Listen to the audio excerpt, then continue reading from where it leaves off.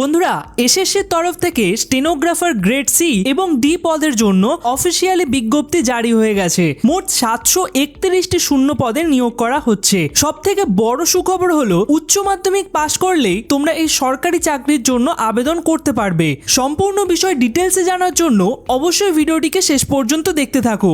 দেখো, আবেদন প্রক্রিয়া কিন্তু গতকাল অর্থাৎ 24শে এপ্রিল থেকেই শুরু হয়ে গেছে আর চলবে 15ই মে 2026 রাত 11টা পর্যন্ত এবং অনলাইন ফিস জমা দেওয়া যাবে 16ই মে পর্যন্ত।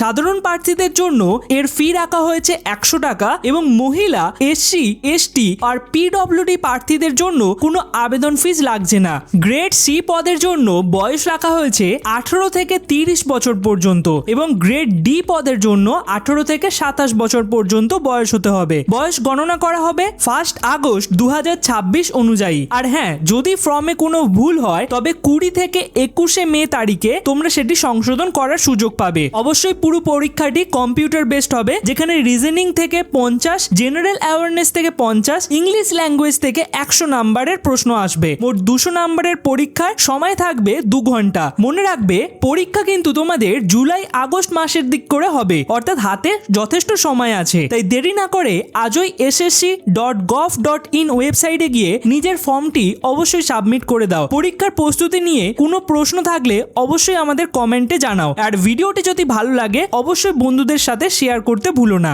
আর এরকমই আপডেট পেতে অবশ্যই আমাদেরকে ফলো করে রাখো।